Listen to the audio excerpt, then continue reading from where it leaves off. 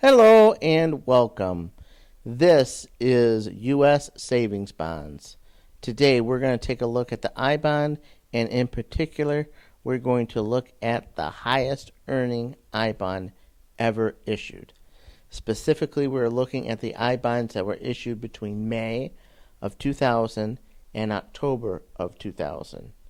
And if you own these bonds, you don't want to sell them, because you are earning a fantastic interest rate on them.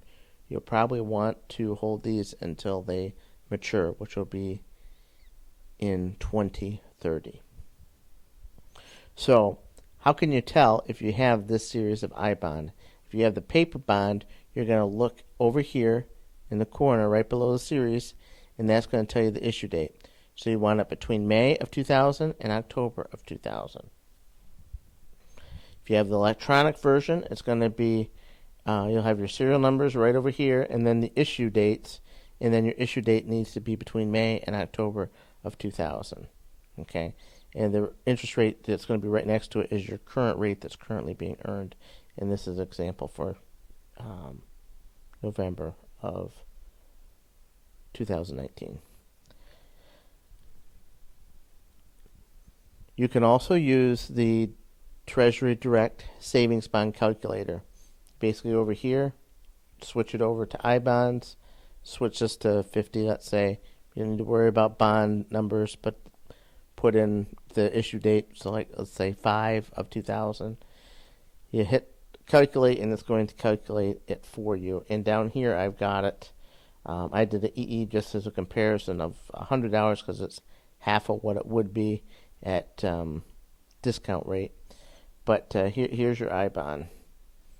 $50 denomination, issue date, next accrual, final maturity, issue price was $50, and interest earned was $104. Okay, and the current interest rate is 5.66, and total value on this bond is currently at $154.86. It's generated some phenomenal interest. So we're going to take a look at it and why that has occurred. So the important thing to understand is how interest rates are calculated on I-bonds. I'm not going to spend a lot of time on this, but know that there are basically two rates, and they generate a composite rate. And these variable rates and composite rate is adjusted every 6 months, but the fixed rate stays with the bond throughout the life of its bond. And we'll take a closer look. What we're going to spend some time on is at the actual I-bond interest rate chart, which is on Treasury Direct's website, and I'll put in a link so you can see it as well. But it basically looks like this, with the issue dates here, the fixed interest rates. So these are adjusted every 6 months, but when you buy one of these bonds in that area, that is the fixed rate that stays with that bond until it matures. Down over here is a semi-annual inflationary rate. This changes every 6 months. Okay? And then the white is going to be the composite rate. It's a calculation of the two rates of what the bond is currently generating. So in the Holy Grail of I-Bonds is this one right here, from May of 2000 to October of 2000. The fixed interest rate is 3.60. And currently, for this 6 months, the semi-annual rate is 1.01. And with the calculations to how it's calculated, it's going to give you a composite of 5.66%. Okay? So, unlike a Treasury inflation protection security, an I-bond will never have a negative interest rate. It could go down to 0, as these have here, where the interest rate went negative. But what it basically does is it takes a composite interest rate down to 0. Okay? So during this period here, the bonds did not earn any interest. At least these coming from November of 2002 all the way up till 2015. Okay? But these bonds here that had higher fixed rate interest never went negative. And that's the true benefit of our Holy Grail I-Bonds, because the fixed interest rate is so high, 3.60. Now, at the time, inflation was really heating up, and you were just hoping that it would just keep up with inflation. But the inflation didn't last forever, and because of that fixed rate, it has really turned that bond into a very desirable bond. Unfortunately, savings bonds are not a marketable security, so you can't sell them on the secondary market. But it's a very valuable bond if you own it, and why you don't want to get rid of it. And just looking on the other side, the only other time that this bond, or that we've went negative since the rollout of the I-Bonds in 1998, was during the crisis. And that went all the way down to a negative 2.78.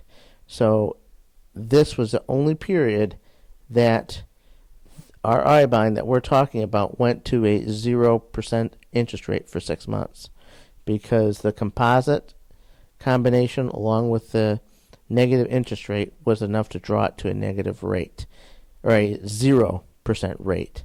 The inflationary went to negative 2.78, but again, the I-Bond never dropped. Okay, that's the beauty of this bond. And just look at some of these interest rates this I-Bond has generated over the years during the 6 months period.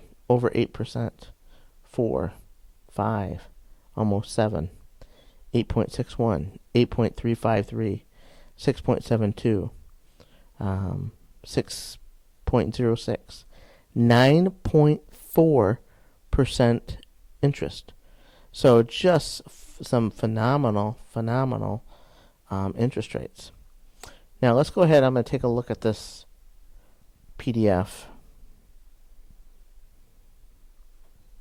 right here, so we can blow this up a little bit heavier so you can kind of see some of these numbers. So here's our Holy Grail of I-Bonds right here. So these are some of the 6 months quarter interest rates that it has generated. Just phenomenal numbers.